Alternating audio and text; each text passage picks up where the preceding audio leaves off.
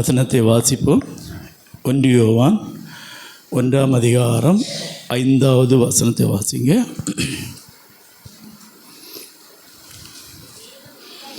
தேவன் ஒளியாய் இருக்கிறார், அவரில் எவ்வளவேனும் இருள் இல்லை. அவரில் எவ்வளவேனும் இருள் இல்லை. இது நாங்கள் அவரிடத்தில் கேட்டு உங்களுக்கு அறிவிக்கிற விசேஷமாய் இருக்கிறது. இந்த புஸ்தகத்தை எழுதினவர் யோவான், ஆண்டோடைய சீஷனாக இருந்த யோவான் இந்த புஸ்தகத்தை எழுதியிருக்கிறார். அவர் என்ன எழுதியிருக்கார் பாருங்க, தேவன் ஒளியாக இருக்கிறார். இந்த ஒளின்னா என்ன சொல்லுங்க? ஒளின்னா வெளிச்சம். இந்த வெளிச்சத்தின் அருமை எப்போ தெரியும்? இருட்டில் தெரியும். எப்படி தானே? அப்போ ஆதியாகமும் 1ஆம் அதிகாரம் 2ஆம் வசனம் வாசிக்க வேண்டாம். 2ஆம் வசனத்தில் பார்த்தீங்கன்னா, பூமியானது ஒழுங்கின்மையும் வெறுமையுமாக இருந்தது, ஜலத்தின் மேல் ஆழத்தின் மேல் இருள் இருந்தது. இருள் வந்ததுன்னு இல்லை, இருள் இருந்தது. இப்போ பாருங்க, இருள் என்று ஒன்று கிடையாது. அல்லையா? இருந்ததுன்னு சொல்லியிருக்கு, வந்ததுன்னு சொல்லலை. இல்லாத ஒன்று வர முடியாது. அல்லையா? அப்போ இருள் என்று சொல்லும்போது வெளிச்சம் இல்லாத நிலைமை தான் இருள். அல்லையா? இப்போ இந்த இடத்துல நம்ம இருளை கொண்டு வர முடியுமா? இங்கே இருளை முடியாது. ஆனால் கொண்டு வரலாம். எப்படி? இந்த லைட்லாம் ஆஃப் பண்ணி ஜன்னல்லாம் க்ளோஸ் பண்ணி ஃபுல்லாக அடித்தோம்னா என்ன ஆயிரும்? டார்க் ஆயிரும். அப்போ இருள் என்று ஒன்று கிடையாது. வெளிச்சம் இல்லாத தன்மை தான் இருள். புரியுதா? எத்தனை பேருக்கு புரிஞ்சுது? ஏதோ சொல்கிறீங்க. அது எப்படி? இருள் தான் நாங்கள் டெய்லி வருதே நைட்டு. அது எப்போ வருது? சூரியன் மறைந்த பிறகு தான் இருள் வரும். வெளிச்சம் போனால் தான் இருள் வரும். அப்போ வெளிச்சம் யார்? இயேசு. அல்லையா? அப்போ ஒரு மனுஷனுடைய வாழ்க்கையில் இருள் வர வேண்டும் என்றால் பிசாசு வரணும்னு இல்லை, இயேசுடைய ஒளி நம்மளை விட்டு போனாலே என்ன வந்துடும்? இருள் வந்துடும். அல்லையா? அப்போ நம்முடைய வாழ்க்கையில் மிகவும் கவனமாக இருக்க வேணும். நீங்கள் பார்த்தீங்கன்னா, ஒரு நல்ல விலை கூடின காரு வாங்கி நைட்டு நம்ம போயிட்டுருக்கும்போது திடீர்னு ஹெட்லைட் 2 ஆஃப் ஆகிட்டு, அப்புறம் அந்த காரை ஓட்ட முடியுமா? 1 கோடி ரூபா விலை காரு, ஹெட்லைட் இல்லைன்னா முன்னாடி போக முடியுமா? முடியாது. அது என்னது? வேஸ்ட். அல்லையா? பாருங்க. ஆனால் பக்கத்தில் ஒரு ஆள் சைக்கிளில் அந்த ஒரு பழைய காலத்தில் ஒரு டைனமா வச்சுட்டு அழகாக சவுட்டி போயிட்டே இருப்பார். 1 கோடி ரூபா விலை உள்ள காரு, அழகான காரு, ஏசியெல்லாம் உள்ள காரு ரோட்டு சைடில் நின்றுட்டுருக்கோம்.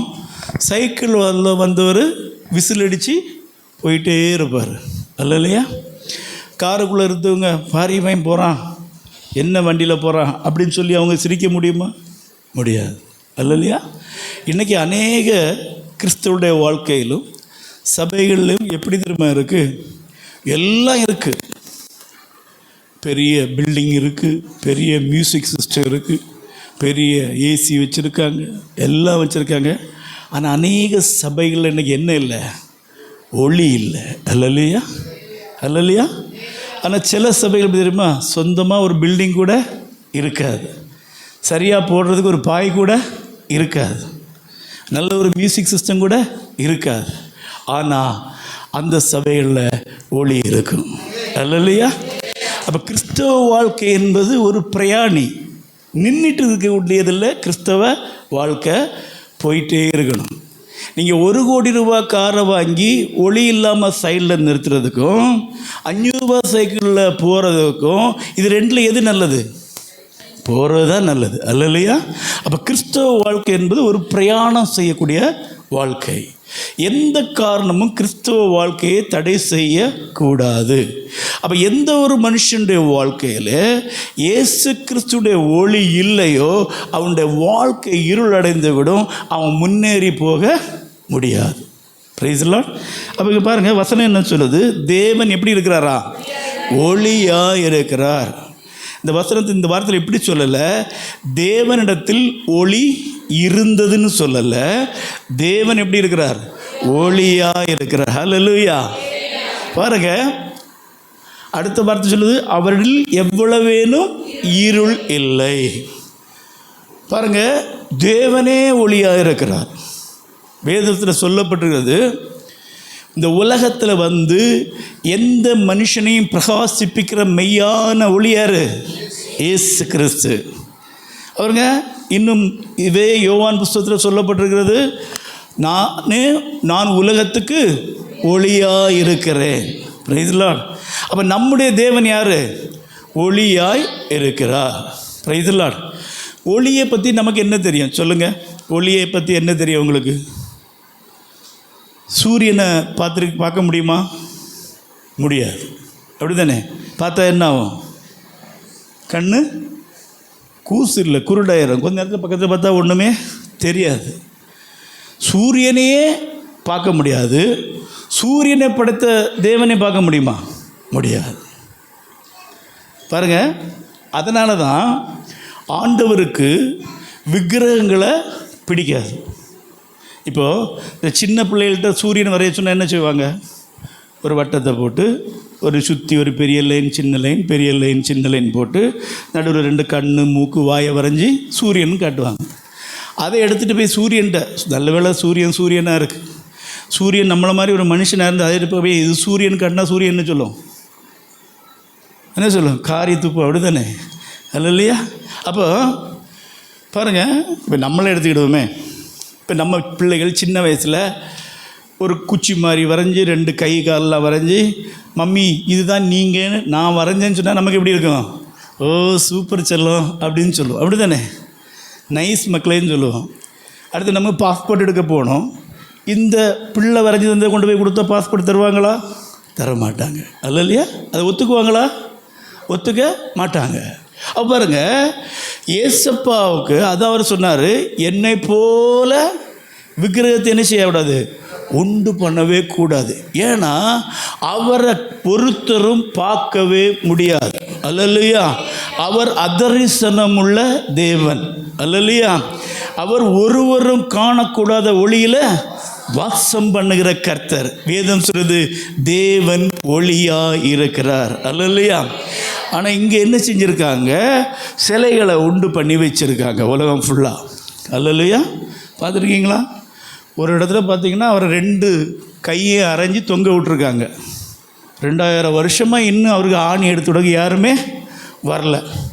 அவர்கிட்ட போய் இவங்க கும்பிடுறாங்க, ஆண்டவரே ஏசப்பா எங்களை காப்பாற்றணும். அவர் சொல்கிறார், என்னையே இன்னும் காப்பாற்ற முடியல, நானே 2000 வருஷமாக என்ன தான் செஞ்சிட்ருக்கேன்? தொங்கிட்டு தான் இருக்கிறேன். இன்னும் ஒரு இடத்துல பார்த்தீங்கன்னா இந்த பைபாஸ் சர்ஜரி பண்ணி, ஓப்பன் ஹார்ட் சர்ஜரி பண்ணி, அந்த சர்ஜன் வந்து திருப்பி தைக்க மறந்தது போல் அவர் ஹார்ட் மட்டும் வெளியே இருக்கும். பார்த்துருக்கீங்களா? இதை எல்லாமே மக்கள் என்ன செய்கிறாங்க? கும்பிட்டுட்டு இருக்காங்க. ஆண்டவர் என்ன சொல்கிறாரு? அவர் ஒளியாக இருக்கிறார். அல்லேலூயா. ஒளி என்று சொல்லும்போது ஒளியை ஒருவருமே என்ன செய்ய முடியாது? தரிசிக்கவே முடியாது. அடுத்த வார்த்தை பாருங்கள், அவரில் எவ்வளவேனும் இருள் இல்லை. பாருங்கள், ஏசப்பாட்ட ஒரு துளி கூட என்ன இல்லையா? இருள் இல்லை. அவருடைய சரீரத்தில், அவருடைய கையிலையோ காலிலையோ எங்கேயுமே என்ன இல்லை? இருள் இல்லை. அவர் முழுவதும் ஒளியாகவே இருக்கிறார். சிலவங்க சொல்லுவாங்க, தரிசனத்தில் நாங்கள் பார்த்தோம், ஒரு பயங்கரமான ஒளி வந்தது, அதுக்குள்ளேருந்து என்ன வந்தது? ஒரு கை வந்ததுன்னு சொல்லுவாங்க. அல்ல இல்லையா? அது தரிசனம் போய் கிடையாது, ஒரு பார்த்துருக்கலாம். ஆனால் அது உண்மையான இயேசப்பாவோட கையாக இருந்தால் அந்த கையை பார்த்துருக்க முடியுமா? முடியாது. ஏன்? அவரில் எவ்வளவு வேணும்? இருள் இல்லை. அது உண்மையான ஏசப்பாவுடைய கையாக இருந்தால் அந்த கையை என்ன செய்ய முடியாது, பார்க்க முடியவே முடியாது. சொல்லுவாங்க, அந்த ஒளி எங்களால் பார்க்க முடியல, ஆனால் கையை மட்டும் பார்த்தோம். அல்லையா? அப்போது நல்லா தெரிஞ்சிடுங்க, நீங்களும் நானும் தரிசனத்தில் பார்க்கறது போல அல்ல பரலோகத்தில் இருக்கிற தேவன். அல்லையா? அவர் மகிமை பொருந்தினவர், அவர் ஒளியாக இருக்கிறார், அவரில் எவ்வளவேனும் இருள் இல்லை. அல்லையா? அப்போ இன்றைக்கி அநேகர் சொல்லுவாங்க, நிறைய பேர் சும்மா கதையும் விடுவாங்க தரிசனம் பார்த்தோன்னு. உண்மையாக தரிசனம் பார்க்குறவங்களும் இருக்காங்க, இல்லைன்னு இல்லை. அப்போ நம்மளால் எந்த அளவுக்கு புரிந்து கொள்ள முடியுமோ அந்த அளவுக்கு தான் கர்த்தர் நமக்கு என்னத்தை கொடுப்பார், தரிசனத்தை கொடுப்பார். அந்த தரிசனத்தில் பார்க்குற மாதிரி தான் தேவன் இருக்க வேண்டும் என்று இல்லை. ஆனால் வேதம் சொல்கிறது, அவரை கண்டு ஒருத்தர் என்ன செய்ய முடியாதான், உயிரோடு இருக்க முடியாது. அவ்வளோ தூரம் அவர் மிகுந்த ஒளியாக இருக்கிறார். சூரியனே படைத்தவர். அல்லையா? பாருங்க, அப்படிப்பட்ட ஒரு பெரிய தேவனையாக நீங்களும் நானும் ஆராதிக்கிறோம். அல்லையா? நீங்களும் நான் ஆராதிக்கிற தேவன் யார்? நம்மை பிரகாசிப்பிக்கிற தேவன். ஆமென். நம்முடைய இருளை வெளிச்சமாக்குகிற கர்த்தர், நம்முடைய எல்லா அந்தகார இருளையும் வெளிச்சமாக மாற்றுகிற கர்த்தர். எந்த ஒரு மனுஷனுடைய வாழ்க்கையில் இருதயத்தில் இயேசு வந்தாரோ அந்த மனுஷனுடைய வாழ்க்கை ஒளிரும். அல்லேலூயா. மத்தேயுவில் சொல்லப்பட்டிருக்கிறது, மனுஷர் உங்கள் முகத்தின் வெளிச்சத்தை கண்டு பரலோகத்தில் இருக்கிற தேவனை மகிமைப்படுத்தும்படி உங்களுடைய முகத்தின் ஒளி அவர்களுக்கு முன்பாக பிரகாசிக்க கிடையாது. சாதாரண ஒரு மனுஷனுடைய முகம் பிரகாசிக்கணும்னா இயேசு வந்தால் மாத்திரமே ஒரு மனுஷனுடைய முகம் பிரகாசிக்கப்படும். அல்லேலூயா, அல்லேலூயா. ஆனால் நம்ம சர்ச்சுக்கு வரும்போது எப்படி வரோம்? ஃபியூஸ் போன பல்பு மாதிரி வரோம். ஆனால் நமக்குள்ளே யார் இருக்கா? கொஞ்சம் யோசிக்கணும். அவர் வந்தால் எப்படி இருப்போம்? பிரைட்டாக இருப்போம். ஆமாம். ஆனால் நம்ம எப்போ தெரியுமா பிரைட்டாக இருக்கிறோம்? கல்யாண வீட்டுக்கு போச்சோம், வேறு ஏதாவது ஃபங்க்ஷனுக்கு போச்சோம், பிள்ளைகளுக்கு ஸ்கூலில் உள்ள ஃபங்க்ஷனுக்கு போச்சோம். ஏன்னா பிள்ளைகளை போகிற நாளைக்கு தப்பாக நினச்சிடக்கூடாது. அவங்க அம்மா எப்படி வந்தாங்கன்னு. அங்கெல்லாம் போகும்போது நம்ம எப்படி இருக்கிறோம்? பிரைட்டாக இருக்கிறோம். சர்ச்சுக்கு வரைக்கும் எப்படி இருக்கிறோம்? டப்புன்னு ஃபியூஸ் பண்ண பல்ப் ஆயிரும். அது ஒன்றும் சொல்லிடுறது, தேவாலயத்துக்கு போகும்போது உன் நடையை காத்துக்கொள். அவங்க போகிறதும் தெரியாது, வர்றதும் தெரியாது. அவ்வளோ அமைதியாக போயிட்டு அமைதியாக வந்துடுவோன்னு. அது இல்லை விஷயம். விஷயம் என்ன? ஒளி இல்லை உள்ள. அல்லையா? ஒளி இருந்தால் உங்கள் முகம் பிரகாசிக்கும். அல்லையா? நீங்கள் காலையில் நீதியில் அவருடைய முகத்தை தரிசித்து வந்திருப்பீங்கன்னா, அவருடைய சாயலால் திருப்தியாகி வந்திருப்பீங்கன்னா உங்கள் முகம் பிரகாசிக்கும். உங்கள் முகத்தை பார்க்கும்போது யாரும் கேட்க வேண்டிய தேவையில்லை, நீங்கள் கர்த்தரோடு கூட இருக்கிறீங்களா இல்லையான்னு. உங்கள் முகத்தை பார்த்த உடனே சொல்லுவாங்க, இந்த மகன், இந்த மகள், இந்த சகோதரி, இந்த சகோதரன் தேவனோடு கூட இருக்கிறார் என்று சொல்ல முடியும். அல்லேலூயா, அல்லேலூயா. பாருங்க, நம்முடைய தேவன் சொன்னது தான். அல்லேலூயா. அவர் உங்களை பிரகாசிப்பார்னா பிரகாசிப்பார். அல்லேலூயா. பாருங்க, அவரில் கொஞ்சம் கூட என்ன இல்லையா, இருளே இல்லை. அவர் முழுவதும் எப்படி இருக்கிறாரா? வெளிச்சமாக இருக்கிறார். ஆமென். பாருங்க, இது நாங்கள் அவரிடத்தில் கேட்டு உங்களுக்கு அறிவிக்கிற விசேஷமாக இருக்கிறது. இதை எழுதினவர் யார்? யோவான். அவர் யார்? ஏசப்பாவுடைய சீஷன். இதை எழுதும்போது அவர் பரலோகத்துக்கு போனாரா? இல்லை. அவர் தேவனை தரிசித்தாரா? இல்லை. ஆனால் அவர் சொல்கிறார், இது நாங்கள் அவரிடத்துல கேட்டு தெரிஞ்சுக்கிட்ட. அவங்க யார் இடத்துல கேட்டு தெரிஞ்சுக்கிட்டாங்க? இயேசுகிட்ட. அல்லேலூயா. ஆனால் இங்கே என்ன சொல்லியிருக்குது? தேவன் ஒளியாக இருக்கிறார்.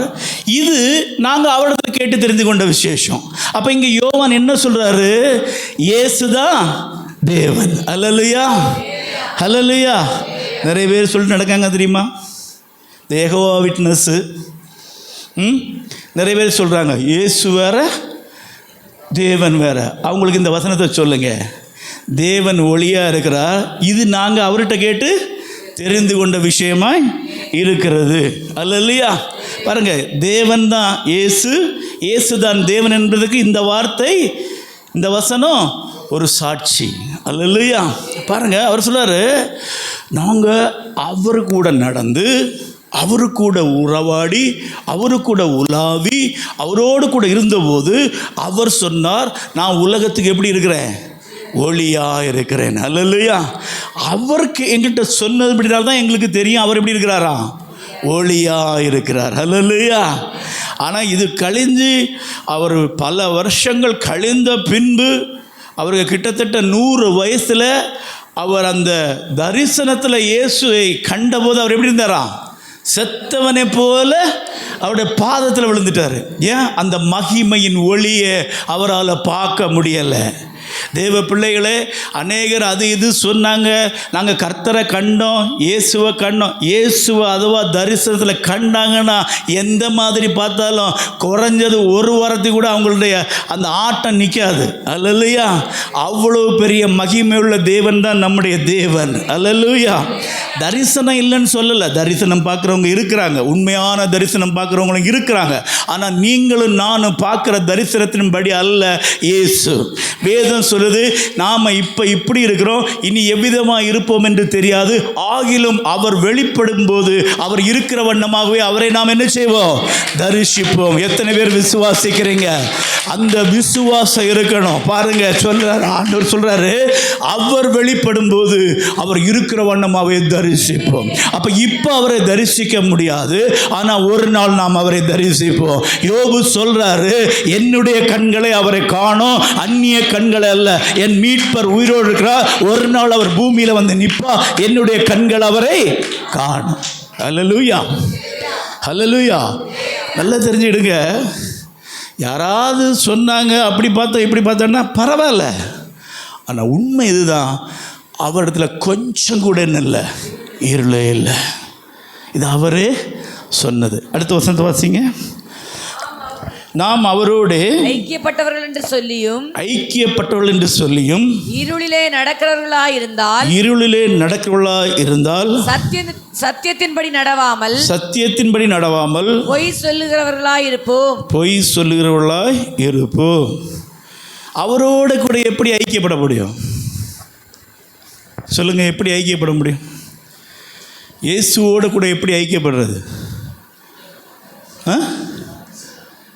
சொல்லுங்க, சத்தமாக சொல்லுங்க. பிள்ளைகள் வசனம் சொன்ன மாதிரி சொல்லாதீங்க, கேட்குற மாதிரி சொல்லுங்க. அவரோடு கூட எப்படி ஐக்கியப்பட முடியும்? சொல்லுங்க. அவருடைய வசனத்தை கை கொள்ளுகிறதுனால. அல்லேலூயா. அல்லேலூயா. அப்போ என்ன செய்யணும்? வசனத்தை படிக்கணும், வசனத்தை தியானிக்கணும், வசனத்தை கை கொள்ளணும். இந்த வசனம்தான் முக்கியம். ஏன்னா வேதம் சொல்கிறது, ஆதியிலே வார்த்தை இருந்தது, அந்த வார்த்தை தேவனிடத்தில் இருந்தது, அந்த வார்த்தை தேவனாக இருந்தது. வார்த்தை அப்போ யாரு? தேவன். அல்லேலூயா. அந்த வார்த்தை கிருபையும் சத்தியமும் நிறைந்தவராய் நமக்குள்ளே வாசம் பண்ணினார். அப்போ இந்த வார்த்தை எந்த ஒரு மனுஷனுக்குள்ளே வந்து வாசம் பண்ணுகிறதோ அந்த மனுஷன்தான் இயேசுவோடு கூட ஐக்கியம் உள்ளவர்கள். அல்லேலூயா. இன்னைக்கு வார்த்தை எங்கே இருக்குது சொல்லுங்க? கக்கத்தில் இருக்குது, அப்படி தானே? இங்கே வச்சுருப்போம், கலர் கலராக வேற வச்சுருக்குறோம். ரெண்டாவது எங்கே இருக்கும்? தலைமாட்டில் இருக்கும். ஏன்னா பிசாசு வந்துடப்படாதான். அல்லேலூயா.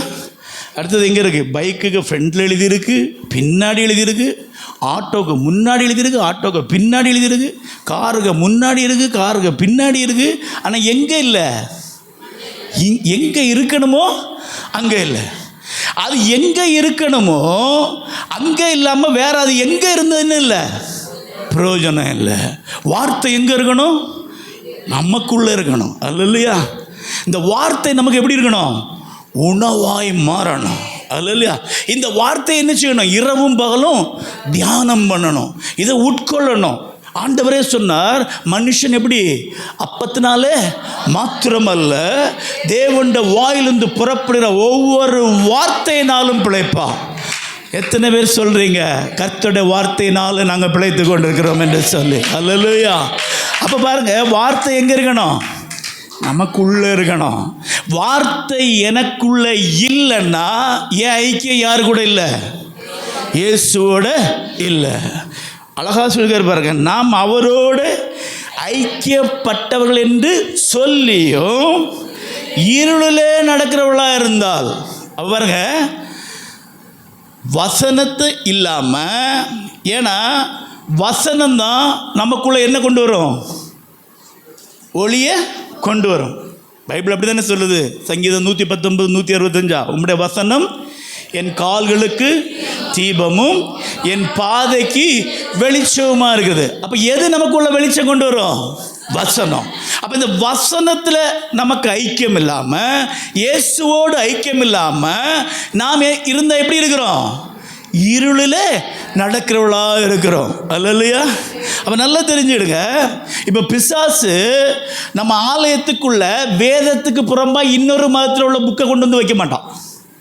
இப்போ நமக்கு இங்கே வந்து பகவத்கீதையை கொண்டு வைப்பானா, குரானை கொண்டு வைப்பானா? நம்ம அதை எடுத்து பிரசங்கம் பண்ணுவோமா? பண்ண மாட்டோம். அவன் என்ன தெரியுமா செய்வான்? வித்தியாசமாக அதை கொண்டு வருவான். ஒரே ஆராதனைன்னு கொண்டு வருவான். இன்றைக்கி அநேக சபைகளில் பாருங்கள், ஆராதனை இல்லைன்னா என்ன தெரியுமா செய்வான்? அற்புத சுகமளித்தல், மிராக்கிள், அது இது கொண்டு வந்துட்டு வசனத்துக்கு பார்த்திங்கன்னா கொஞ்சம் நேரம் கொடுப்பாங்க. ஒரு அரை மணிக்கு, முக்கால் மணிக்கு. இல்லைன்னா பார்த்திங்கன்னா ஒரு வசனத்தை தான் எடுப்பாங்க, அப்போவே தொடங்கிடுவாங்க. இப்போ பிசாசு ஓடும், இப்போ அற்புதம் நடக்கும், அதிசயம் நடக்கும். பைபிள் சொல்லுது, கூடுமானால் தெரிந்து கொள்ளப்பட்டவர்களை வஞ்சிக்கப்படத்தக்கதாய் பிசாசானவன் அற்புதங்களையும் அடையாளங்களையும் செய்யக்கூடும். அல்லேலூயா. எகிப்தின் மந்திரவாதிகள் கூட வெளிச்சம் இருந்தா இல்லை, அவங்க அற்புதம் செய்தாங்களா இல்லையா? செஞ்சாங்க. சிம்சோனை விட்டு ஒளி போயிட்டு, ஆனால் சிம்சோன் வந்து பின்மாறி போனானா? தேவனை விட்டு போறானா? இல்லை. அதுக்கப்புறம் அவன் ஜெபித்த பிறகு தேவன் கேட்டாரா இல்லையா? கேட்டார். நல்லா தெரிஞ்சுடுங்க, இந்த வார்த்தை இல்லாமல் வார்த்தை இருக்க வேண்டிய இடத்துல எது வந்தாலும், அது அற்புதமாக இருந்தாலும் சரி, அடையாளமாக இருந்தாலும் சரி, அது வந்து பேய் ஓட்டுறதா இருந்தாலும் சரி, என்ன செஞ்சாலும் அது ஒளி இல்லாத இடம். அல்லேலூயா. எந்த இடத்துல ஒளி இருக்குதோ அந்த ஒளி தான் உங்களை கொண்டு பரலோகத்தில் சேர்க்கும். அந்த ஒளி தான் உங்களை நடத்தும். அந்த ஒளி தான் உங்கள் வாழ்க்கையை மாற்றும். அல்லேலூயா. அதான் ஆண்டவர் சொன்னார் அந்த இவனை பார்த்து, பெஸ்த குளத்தில் இருந்தவனை பார்த்து என்ன சொன்னார்? நீ போய் இனி பாவம் செய்ய, இப்படி இனி அதிக கேடானது ஒன்றும் உனக்கு வராதபடிக்கு இனி என்ன செய்யாத, பாவம் செய்ய. ஆண்டவர் என்ன தெரியுமா சொல்கிறாரு? 38 வருஷமாக இந்த குளத்தங்கள்ல இருந்து நரங்கினா தெரியுமா? அது பெரிய கேடு இல்லை, அது பெரிய பாடு இல்லை. அதை விடவும் மேலான ஒரு கேடு வரப்போகிறது, அதை விடவும் மேலான ஒரு நியாய தீர்ப்பு வரப்போகிறது, அதை விடவும் மேலான ஒரு பாடு வரப்போகிறது. அந்த பாட்டுக்கு நீ தப்பி போகணுன்னா நீ போய் இனி என்ன செய்யாத, பாவம் செய்யாத. அற்புதம் நடக்கும், அதிசயம் நடக்கும். நம்முடைய தேவன் வந்து அற்புதமானவர், அவர் அதிசயமானவர். அவரால் செய்யக்கூடாத அதிசயமான காரியம் ஒன்றுமே இல்லை. அவர் சொல்ல ஆகும், அவர் கட்டளையிட நிற்கும். அவர் மரித்தோரை உயிரோடு எழும்ப செய்ய வல்லமை உள்ளவர். அவர் முடவர்களை நடக்க செய்ய வல்லமை உள்ளவர். அவர் குருடர்களை பார்வையிட செய்ய வல்லமை உள்ளவர். அதெல்லாம் அவரால் முடியும். ஆனால் அதை விடவும் முக்கியம், உங்களுடைய என்னுடைய ஆத்மா மிகவும் முக்கியம். அல்லேலூயா. அதான் அவர் சொன்னார், நீ 2 கண்ணோடு நரகத்துக்கு போத பார்க்கலாம், ஒத்தை கண்ணனாய் ஜீவனுக்குள் பிரவேசிப்பது நல்லது. அல்லேலூயா. நீ 2 காலுடையவனாய் நரகத்துக்குள்ள பிரவேசிப்பதை பார்க்கலாம், ஒற்றை காலுடையவனாய் ஜீவனுக்குள் பிரவேசிப்பது நல்லது. Praise the Lord. நல்லா தெரிஞ்சுடுங்க, ஆண்டவர் சொல்லுவார் பாருங்க. அப்போ எது முக்கியம்? வார்த்தை மிகவும் முக்கியம். அல்லேலூயா. இந்த வார்த்தையை படிங்க, இதை வாசிங்க, இதை தியானிங்க. அது புரியுதோ புரியலையோ அதை படிச்சுட்டே இருங்க. இன்றைக்கி இந்த வார்த்தையிலேருந்து நான் இப்படி பிரசங்கம் பண்ணுறேன், இனி ஒரு 5-6 வருஷங்களையுமே இதே வார்த்தையிலேருந்து இன்னொரு மாதிரி பிரசங்கம் பண்ணுவேன். ஏன்னா இந்த வார்த்தை வந்து ஒவ்வொரு நாளும் அது பேசிகிட்டே இருக்கும். பாஸ்டருக்கு ஒரு மாதிரி பேசும், என்கிட்ட ஒரு மாதிரி பேசும். ஏன்னா அது வந்து அள்ள வந்துட்டே இருக்கும். அதனால் இதை நீங்கள் புரிந்து கொள்ள முடியாது, அண்டர்ஸ்டாண்ட் பண்ண முடியாது. புரியுதோ புரியலையோ என்ன செய்யுங்க, வாசிங்க. அல்லையா? உங்களுக்கு இதுலேருந்து என்ன தேவையோ கர்த்தர் அதை உங்கள்கிட்ட பேசுவார். ஏன்னா வேதம் சொல்றது கர்த்தருடைய வார்த்தை வெறுமையாய் திரும்பாது, அது தான் விரும்பினதை செய்து முடித்து விட்டு தான் திரும்பும். அப்போ உங்கள் வாழ்க்கையில் கர்த்தர் விரும்பி நடக்க வேண்டாம், கர்த்தருடைய வார்த்தை உங்களுக்குள்ளே வர வேண்டும். அல்லையா? Praise the Lord. எத்தனை பேர் காலையிலுமே பைபிள் படிச்சுட்டு வந்தீங்க? லேலியா, நிறைய பேர் கை வைத்திருக்கீங்க. ஸ்தோத்திரம். ஹல்லேலூயா. நிறைய பேர் ஞாயிற்றுக்கிழமை படிக்க மாட்டாங்க. ஏன் படிக்க மாட்டாங்க? சர்ச்சு தானே போகிறோம், அங்கே படிச்சுக்கலாம். ஹல்லேலூயா. பரவாயில்ல, நீங்களாம் நல்ல பிள்ளைங்க. கர்த்தர் உங்களை ஆசீர்வதிப்பார். ஹல்லேலூயா. இந்த நம்ம ஊரில் ஒரு பழமொழி உண்டு, மாடப்பனுக்கு மக்கள் 16 இருந்தும் ஒரு பிரயோஜனம் இல்லை. அப்படி படிச்சிடக்கூடாது. படிக்கும்போது திடீர்னு அவன் இன்றைக்கி அவனுக்கு பிரசங்கமாக இருந்தால் கேட்பான், இன்றைக்கி யாரெல்லாம் படிச்சிங்கன்னு. அதுக்காக படிச்சுட்டு வரக்கூடாது. என்ன செய்யணும்? உண்மையில் ஒவ்வொரு நாளும் அதுக்குன்னு ஒரு டைமை ஒதுக்கி வேதத்தை என்ன செய்யணும்? படிக்கணும். சும்மா 10ஓடு 11 படிச்சுட்டு போகக்கூடாது. கடமைக்காக படிக்கக்கூடாது, வாஞ்சியோடு படிக்கணும். அல்லையா? இருதயத்தை அதை ஊற்றி என்ன செய்யணும்? படிக்கணும். நீங்கள் இதை நேசிக்கிறது தான் இயேசுவை நேசிக்கிறது. அல்லையா? இதை புரிந்து கொள்வது தான் இயேசுவை புரிந்து கொள்வது. இது உங்கள் வாழ்க்கையில் வாரது தான் இயேசு உங்கள் வாழ்க்கையில் வாரது. இது உங்கள் இருளை நீக்குவது தான் இயேசுவின் ஒளி உங்களுக்குள்ளே வந்தது என்ற அர்த்தம். அல்லையா? பாருங்கள், நாம் அவரோடு ஐக்கியப்பட்டோம் என்று சொல்லியும் இருளிலே நடக்கிறவர்களாய் இருந்தால் சத்தியத்தின்படி நடவாமல் பொய் சொல்லுகிறவர்களாய் இருப்போம். அப்போ நல்லா தெரிஞ்சிடுங்க, வார்த்தை நமக்குள்ளே இல்லைன்னா, வார்த்தையின்படி நாம் நடக்கலைன்னா எப்படி இருக்கிறோமா? சத்தியத்தின்படி நடவாமல் பொய் சொல்லுகிறவர்களாய் இருப்போம். அப்போ சத்தியத்தின்படி நடக்கலைனாலே என்ன வாழ்க்கை தான்? பொய்யான வாழ்க்கை.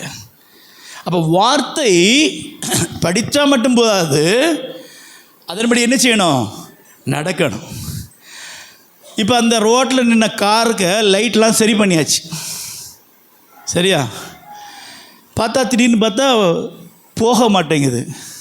போகலைன்னா என்ன பிரயோஜனம்?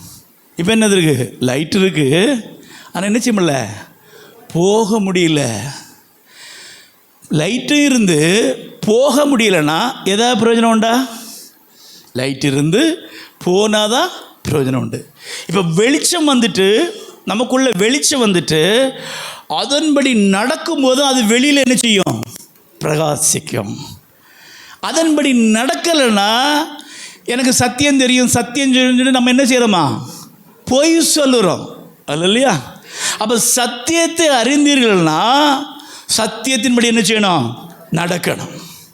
சத்தியத்தின்படி நடக்காமல் நான் பைபிள் படித்தேன், எனக்கு சத்தியம் தெரியும், சத்தியம் தெரியும்னு சொன்னால் என்ன சொல்கிறோமா? பொய் சொல்கிறோம். பொய் சொல்கிறது யார்? பிசாஸ். அல்லேலூயா, அல்லேலூயா, அல்லேலூயா.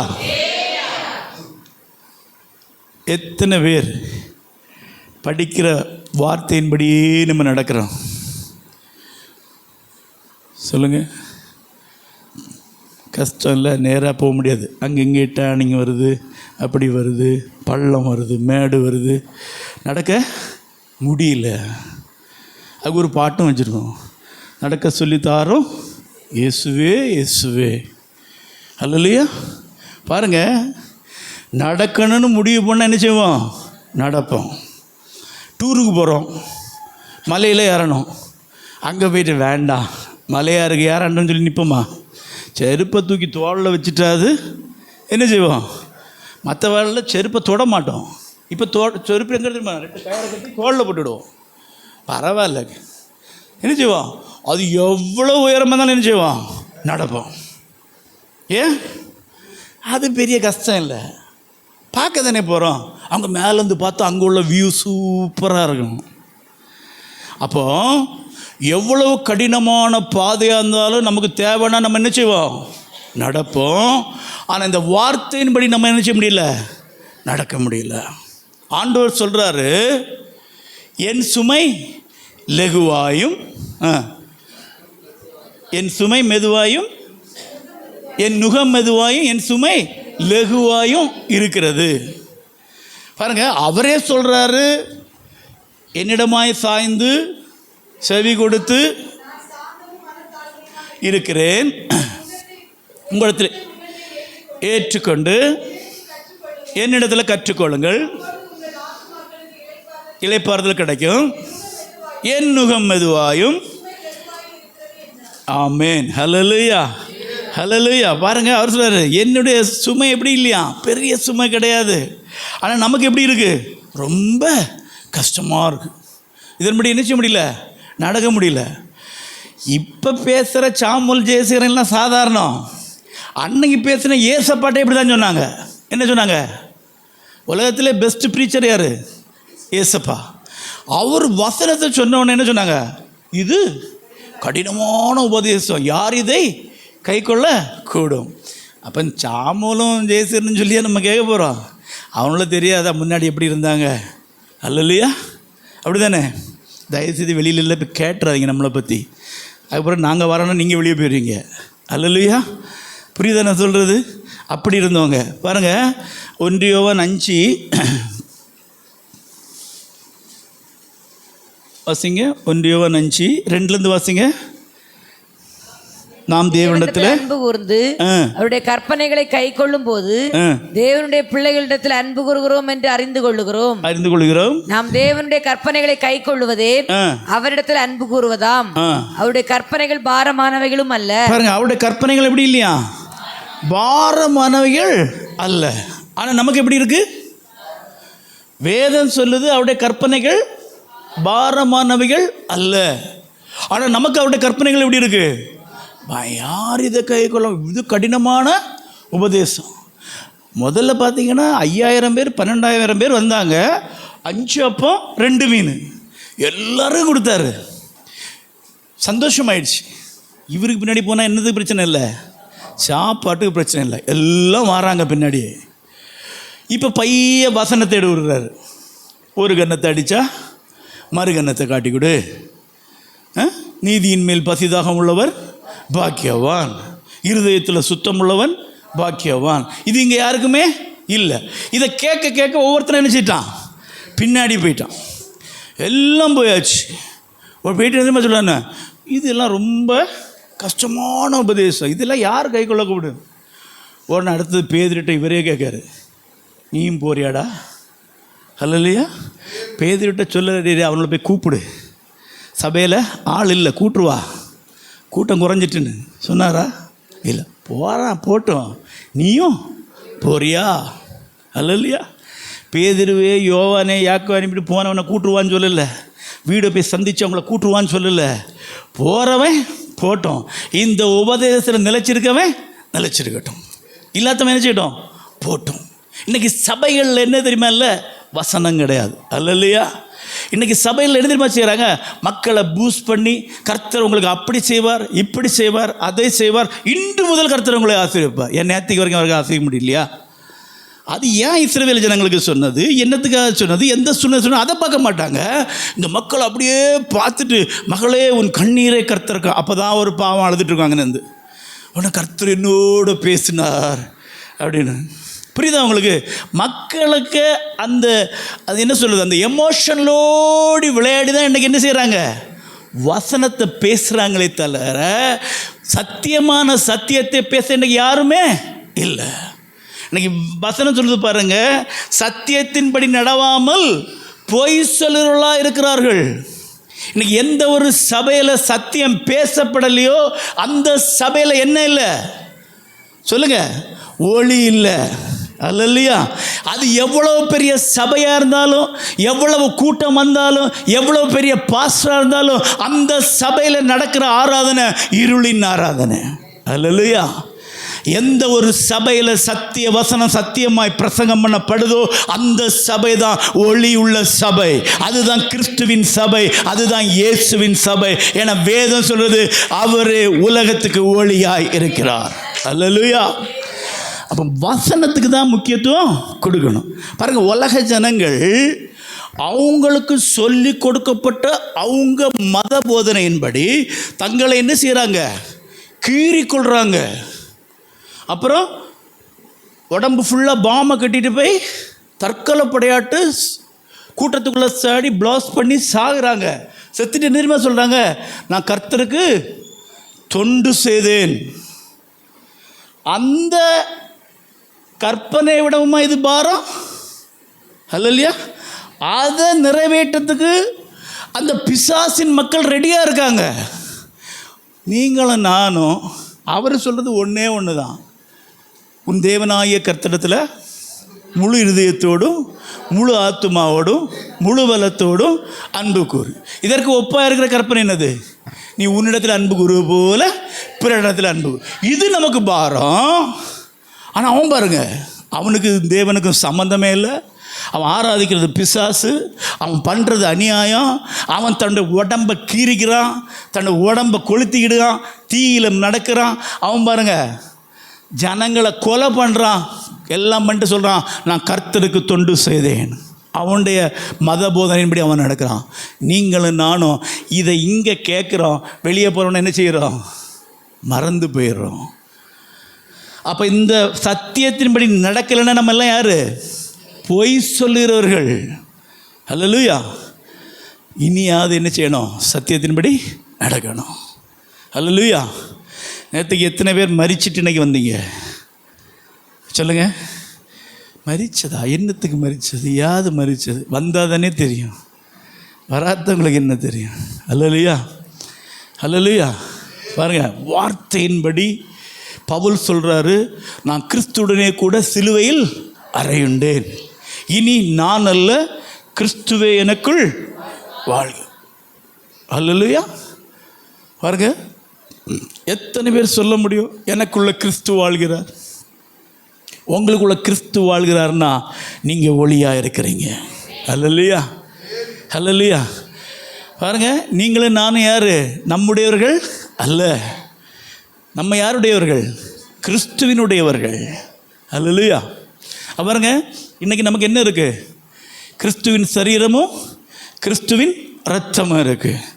யாரெல்லாம் கிறிஸ்துவனுடைய கூட மரித்து சிலுவையில் அறையப்பட்டு இன்றைக்கி உலகத்துக்கு மரித்து இங்கே வந்திருக்கீங்களோ, இன்னைக்கு இந்த இயேசு கிறிஸ்துவுடைய சரீரமும் இரத்தமும் உங்களை உயிர்ப்பிக்கும். அல்லேலூயா. வரும்போது மரித்து வந்த நீங்கள் போகும்போது புதிய ஜீவனை பெற்று புதிய பலத்தோடு புதிய ஆத்துமாவோடு புதிய கிருபைகளோடு கர்த்தரை மகிமைப்படுத்த ஜனங்களாய் எங்கேருந்து வெளியே போக கர்த்தர் கிருபை செய்வார். அல்லேலூயா. இல்லை சும்மா ஏதோ எடுக்கணும்னா எடுத்துகிட்டு போகலாம், ஒன்றும் பிரச்சனை கிடையாது, யாரும் கேட்க மாட்டாங்க. நான் சொன்னேன்ல முதல்ல, சில சபை இன்றைக்கும் கன்னியாகுமரி டிஸ்ட்ரிக்டில் இருக்குது, சுத்திகரிப்புக்கு ஆராதனைக்கு வரலன்னா கம்யூனியன் கொடுக்கவே மாட்டாங்க. அவ்வளோ ஸ்ட்ரிக்ட்டு. இந்த செய்தி முடிஞ்சோன்னா அந்த கம்யூனியன் எடுக்கிறவங்களும் நேற்றுக்கு சுத்திகரிப்பு ஆராதனை வெளியே போயிடுவாங்க, இல்லைன்னா பிடிச்சியாவது வெளியே கொண்டு விட்டுருவாங்க. ஆனால் இங்கே அப்படி கிடையாது. இது உங்களுக்கும் உங்கள் மனசாட்சிக்கும் உடைய இடம். அல்லேலூயா. கிறிஸ்துவுடனே கூட என்ன செய்யணும்? மரிக்கணும். அல்லேலூயா. சிலுவையில் அறையப்படணும். நம்முடைய மாம்சமும் அதன் ஆசை இச்சைகளும் சிலுவையில் என்ன செய்யணும்? அறையப்படணும். அல்லேலூயா.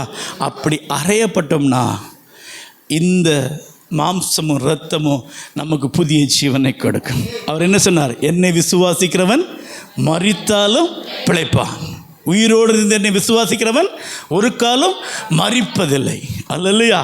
இன்னைக்கு ஒருவேளை ஏதாவது விஷயத்தை நீங்கள் மரித்திருந்தீங்கன்னா கர்த்தர் உங்களை உயிர்ப்பிப்பார். அல்லேலூயா. உங்களுக்கு ஒரு புதிய ஜீவனை கொடுப்பார், ஒரு புதிய பலனை கொடுப்பார், ஒரு புதிய தொடக்கத்தை கொடுப்பார். அல்லேலூயா.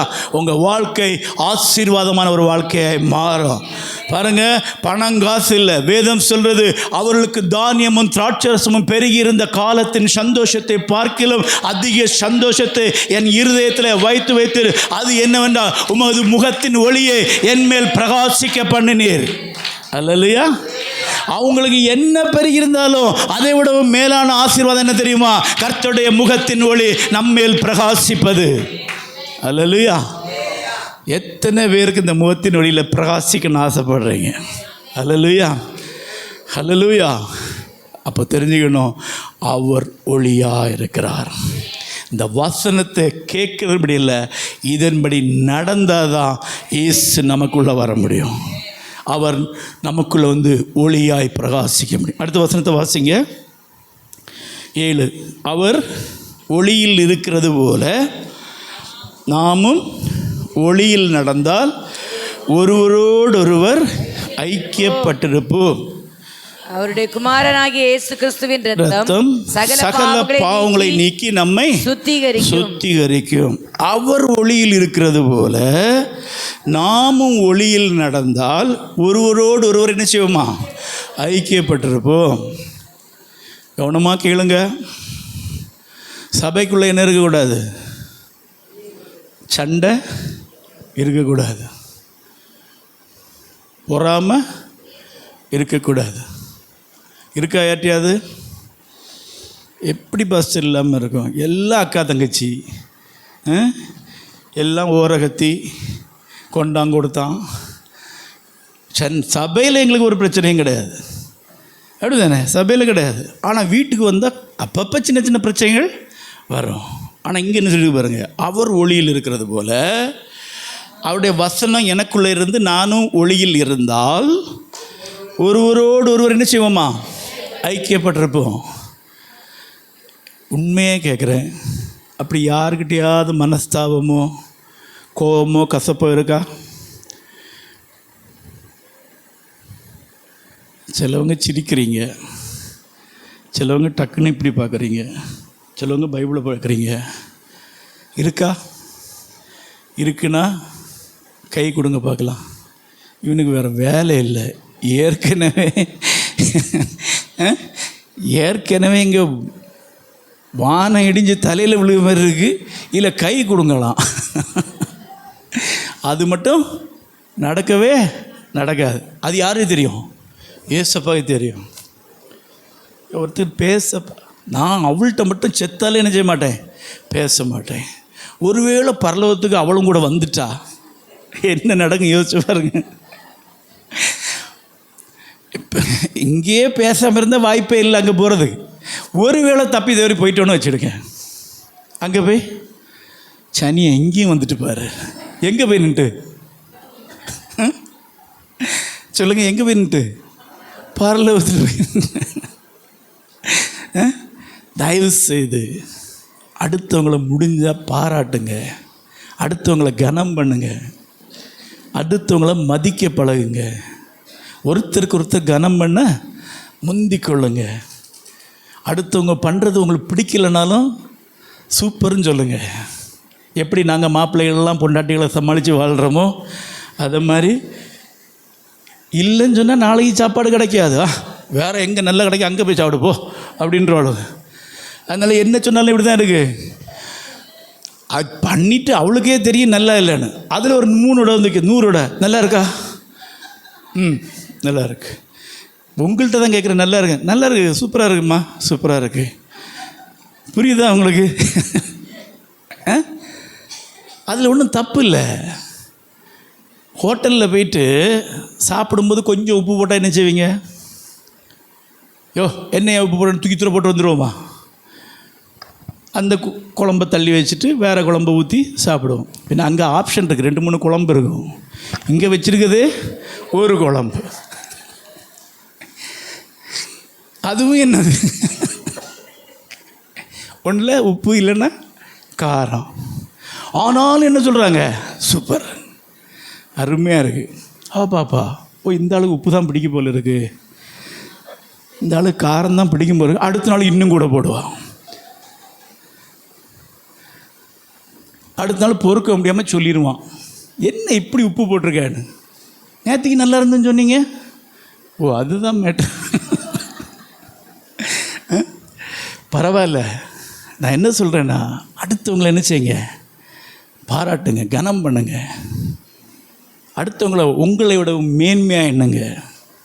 நான் படிச்சிருக்கேன், நான் பணக்காரன், நான் அழகாக இருக்கிறேன், எனக்கு எல்லாம் இருக்குது. ஒன்றும் இல்லைங்க. இயேசு இல்லைன்னா ஒன்றுமே இல்லை. இயேசு இல்லைன்னா உங்கள் வாழ்க்கை இருள். இயேசு இருந்தால் உங்கள் வாழ்க்கை வெளிச்சம். அல்லேலூயா. இயேசு இல்லாமல் உங்ககிட்ட என்ன இருந்தாலும் அது உங்களை எங்கே கொண்டு போய் சேர்க்குதோ இல்லையோ பரலோகத்தில் கொண்டு போய் சேர்க்கவே சேர்க்காது. அல்லேலூயா. நல்லா தெரிஞ்சிடுங்க, இயேசு இருந்தால் தான் உங்கள் வாழ்க்கை பிரகாசிக்கும்.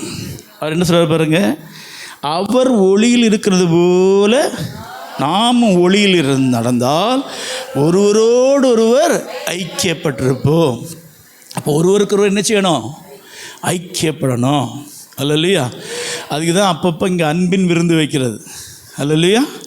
சில சபைகளில் டெய்லி வைப்பாங்க. நமக்கு அவ்வளோ வசதி இல்லை, பார்ப்போம், ஃப்யூச்சரில் அப்படி வாய்ப்பு இருந்தால் வச்சுருவோம். அது ஒன்றும் பிரச்சனை கிடையாது. அது ஒரு ஐக்கியம். புரியுதா உங்களுக்கு? பாருங்க, ஐக்கியப்பட்டிருக்கணும். நமக்குள்ளே ஒருவருக்கு ஒருவர் என்ன வேணும்? ஒரு ஐக்கியம் வேணும். அல்லேலூயா. ஐக்கியம் யார் கூட இருக்கணும்? தேவ பிள்ளைகளோடு, சபையில் உள்ள விசுவாச பிள்ளைகளோடு இருக்கணும். இந்த உலகத்தில் என்ன செய்யக்கூடாது? அன்பு கூறக்கூடாது. வேதம் தெளிவாய் சொல்கிறது, உலக சிநேகம் தேவனுக்கு விரோதமான பகை. இல்லை, அவங்க ரொம்ப நல்ல ஃப்ரெண்டு, முஸ்லீம் தான், ஹிந்து தான், ஆனால் ரொம்ப நல்லவங்க, சூப்பர் ஆள், நம்மளோடய நல்லவங்க, அது தேவனுக்கு விரோதமான பகை. அவங்க ரொம்ப நல்லவங்களாக இருக்கட்டு, அவங்க எங்கே போக முடியாது? பரலோகத்துக்கு போக முடியாது. அவங்க எவ்வளவு நல்லவங்களாக இருந்தாலும் அவங்க ஒவ்வொரு நாளும் தான தர்மம் பண்ணட்டு, எல்லாம் பண்ணட்டு, ஒரு நாளும் அவங்க ஒளியின் பிள்ளைகளாய் மாறவே முடியாது. அல்லேலூயா. யார் தேவனுடைய வார்த்தையின்படி செய்து தேவனுடைய வார்த்தை உள்ள இருக்குதோ அவங்க தான் யார்? ஒளியின் பிள்ளைகளாய் மாற முடியும். அது நல்ல ஃப்ரெண்டு. எங்கள் அத்தை இன்னைக்கு வந்தாங்க, அதனால சர்ச்சுக்கு வரலன்னு. ஏன் அவங்களையும் கூட்டுருவாங்க? இல்லை, அவங்க ஆர்சி, இல்லை அவங்க சிஎஸ், அவங்க பெந்தேகோஸ்து வர மாட்டாங்க. அப்போ அது யார் தெரியுமா? வந்தது யார் தெரியுமா? உங்கள் அத்தை இல்லை, யார்? அக்கா கரெக்டாக சொன்னீங்க. போய் சொல்லுங்கள் வீட்டில் போய். ஏற்கனவே நிறைய பேர் அத்தையை இப்படி தான் சொல்லிட்டுருக்காங்க, அப்படி தான் சொல்லிட்டு இருக்காங்க.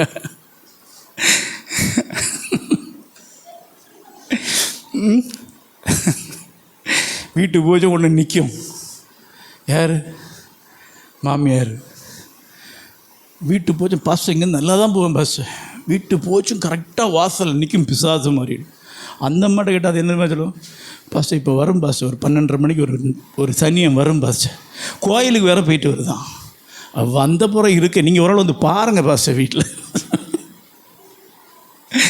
தயவு செய்து ஐக்கியம் முக்கியம். நீங்கள் ஒளியில் நடக்கிறதா இருந்தால் ஐக்கியம் முக்கியம். அல்லையா? ஐக்கியப்படாமல் நீங்கள் நான் ஒளியில் நடந்தேன்னு சொன்னால் என்னது அர்த்தம்?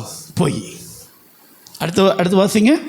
அவருடைய குமாரனாகிய இயேசு கிறிஸ்துவின் ரத்தம் சகல பாவங்களை நீக்கி நம்மை சுத்திகரிக்கும். இது யாருக்கு சொல்லியிருக்கிறாரு? அந்த இயேசுவை அறியாத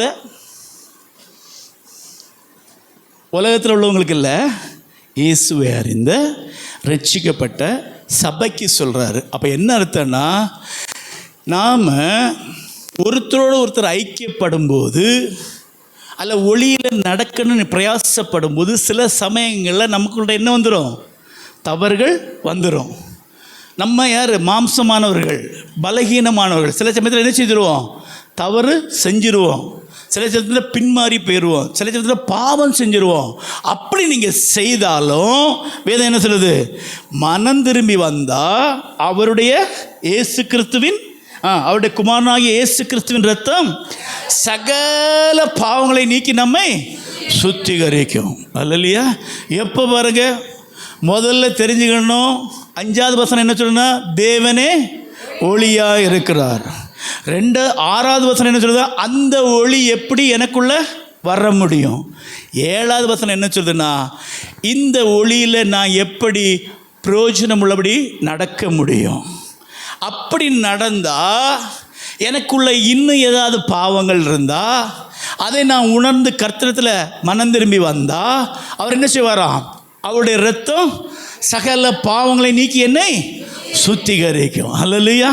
எல்லாரும் கண்களை மூடி ஆண்டவரை நோக்கி கூப்பிடுவோமா? ஹல்லேலூயா. எல்லாம் ஸ்தோத்திரம் பண்ணுங்க. அவர் ஒளியில் நடந்தது போல நாமும் ஒளியிலே நடப்போம். அவருடைய குமாரனாகிய இயேசு கிறிஸ்துவின் இரத்தம் சகல பாவங்களை நீக்கி நம்மை சுத்திகரிக்கும். எல்லாம் கண்களை மூடுங்க. உண்மையாய் ஆண்டவரை நோக்கி கூப்பிடுங்க. இயேசுவேன்னு கூப்பிடுங்க. எல்லாரும் கூப்பிடுங்க. ஹல்லேலூயா, ஹல்லேலூயா. Thank you Jesus. ஹல்லேலூயா, ஹல்லேலூயா. ஸ்தோத்திரம் ஆண்டவரே, ஸ்தோத்திரம் ஆண்டவரே, ஸ்தோத்திரம் ஆண்டவரே. ஏசப்பா உம்மை துதிக்கிறோம், துதிக்கிறோம், துதிக்கிறோம், துதிக்கிறோம், துதிக்கிறோம், துதிக்கிறோம், துதிக்கிறோம், துதிக்கிறோம். ஹல்லேலூயா, ஹல்லேலூயா, ஹல்லேலூயா. ரிஷந்தரா பாபா, ஹல்லேலூயா. கர்த்தரை துதியுங்க, கர்த்தரை துதியுங்க, கர்த்தரை துதியுங்க. ஹல்லேலூயா. நன்றி ஆண்டவரே, நன்றி ஆண்டவரே, நன்றி ஆண்டவரே. அப்பா, என்னை காண்பவரே, என்னை கேட்பவரே, என்னை விசாரிப்பவரே, அப்பா, எங்களுடைய அந்தகார இருள் இன்றைக்கு நீங்கி போகட்டும் ஆண்டவரே. உங்களுடைய வார்த்தையின் வசனத்தின் வெளிச்சம் எங்களை நடத்தட்டும் ஆண்டவரே. எல்லாரும் துதியுங்க. ஹல்லேலூயா, ஹல்லேலூயா, ஹல்லேலூயா. ரிஷந்தரா பாபா, ஹல்லேலூயா. ஸ்தோத்திரம் பண்ணுங்க, ஸ்தோத்திரம் பண்ணுங்க. ஹல்லேலூயா. அவரே நம்முடைய இரட்சகர், அவரே நம்முடைய கர்த்தர், அவரே நம்முடைய பாவங்களை மன்னிக்க அதிகாரமுள்ள தேவன். வானத்தையும் பூமியையும் உண்டாக்கின தேவன் அவர். ஹல்லேலூயா. ரிகா பாபா பாபா பாபா. ஆண்டவரே, உம்முடைய முகத்தின் ஒளி எங்கள் மேல் பிரகாசிக்கட்டும். எல்லாரும் கேளுங்க. அப்பா, அந்த ஒளி எங்கள் மேல் பிரகாசிக்கட்டும் ஆண்டவரே. ஓ, எந்த மனுஷனுடைய வாழ்க்கையில் கர்த்தருடைய வார்த்தை இருக்கிறதோ, கர்த்தருடைய வார்த்தை செயல்படுகிறதோ, அந்த மனுஷனுடைய வாழ்க்கையில் உள்ள எல்லா அந்தகார இருளும் இயேசுவின் முகத்தின் ஒளியின் பிரகாசத்தினால நீங்கி போகும். ஹல்லேலூயா. ஆண்டவருக்கு நன்றி செலுத்துங்க. ஹல்லேலூயா. எங்கள் மேல் பிரகாசிக்கிறபடினாலே நன்றி என்று சொல்லுங்க. ஹல்லேலூயா. ரிஷந்தரா பாபா, ஹல்லேலூயா. நன்றி ஆண்டவரே. இயேசுவே, ஸ்தோத்திரம், ஸ்தோத்திரம், ஸ்தோத்திரம். நன்றி ஆண்டவரே. ஹல்லேலூயா. ஸ்தோத்திரம், ஸ்தோத்திரம், ஸ்தோத்திரம். ஹல்லேலூயா, ஹல்லேலூயா. ஆமாண்டவரே, உம்முடைய வார்த்தை, உம்முடைய வசனம் எங்கள் கால்களுக்கு தீபமாகவோ, எங்கள் பாதைக்கு வெளிச்சமாகவோ அது நடத்தட்டும் ஆண்டவரே.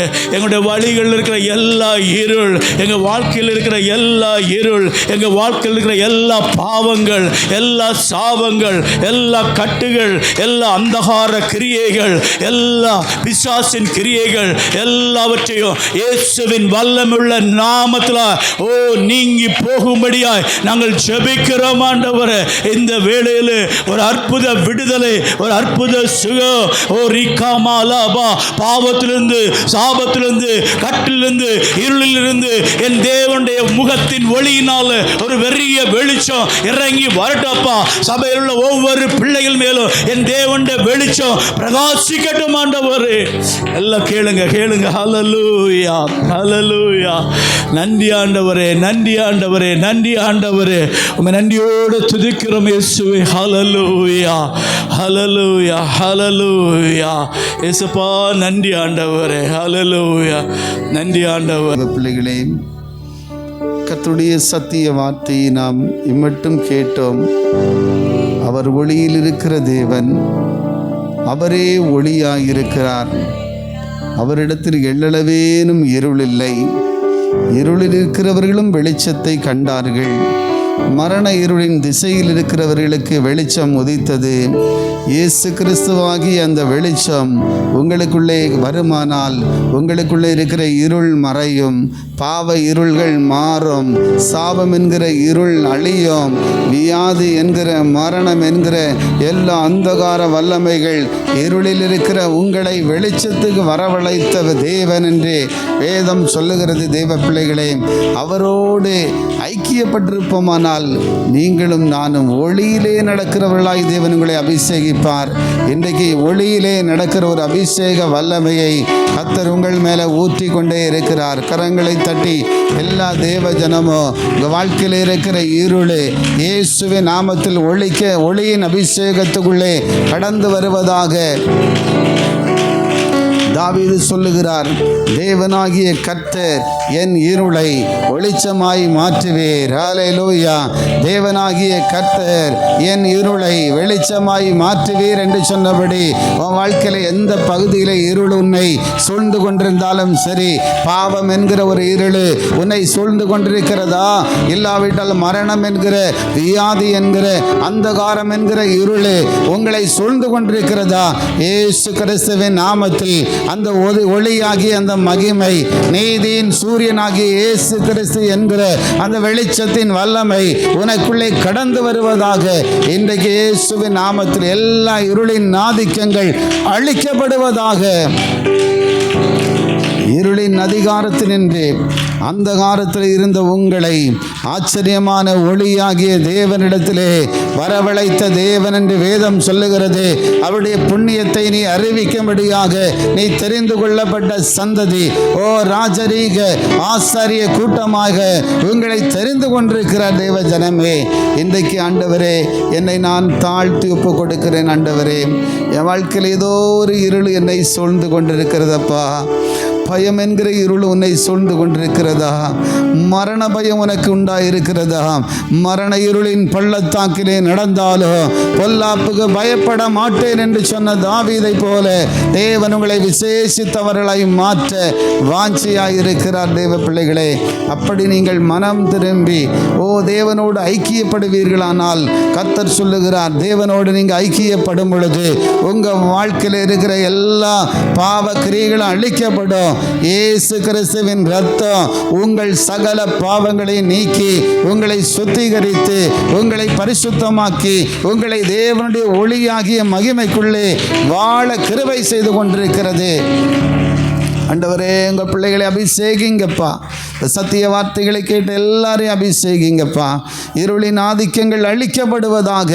இன்றைக்கே ஒரு வெளிச்சத்தை, மரண இருளின் திசையில் இருக்கிற மக்களுக்கு வெளிச்சம் உதித்ததாக வேதத்தில் எழுதப்பட்டிருக்கிறபடியே ஆண்டவரே, மரண இருளின் திசைகளில் இருக்கிறது போல ஏதோ ஒரு மரண பயத்தோடு வாழுகிற மக்களை இயேசுவின் நாமத்தில் வெளிச்சம் உதிப்பதாக. என் நாமத்துக்கு பயந்திருக்கிற உங்கள் மேல் நீதியின் சூரியன் உதிக்கும் என்று சொன்னீங்களே, நீதியின் சூரியன் நீங்க தான் ஆண்டவரே. அப்போ உங்க மகிமை உதிப்பதாக. உங்க பிள்ளைகளை கர்த்தர் அப்படி அபிஷேகிக்கிறதற்காக நன்றி செலுத்துகிறோம். சத்தியத்தை கேட்ட ஒவ்வொரு மக்களுக்குள்ளே ஒரு மாற்றம் உண்டாகட்டும். கர்த்தருக்கு சாட்சிகளாய் வாழ எங்களை ஒப்புக் கொடுக்கிறோம். இன்னும் ஆவியானவர் தொடர்ந்து எங்களை ஆண்டு கொள்ளுவீராக. எல்லாவற்றுக்காக உம்மை துதிக்கிறேன். செய்தியை பகிர்ந்து கொண்ட தேவதாசரின் குடும்பத்தை ஆசீர்வதித்தருளுவீராக. எல்லா துதிகன மகிமை செலுத்துகிறோம்.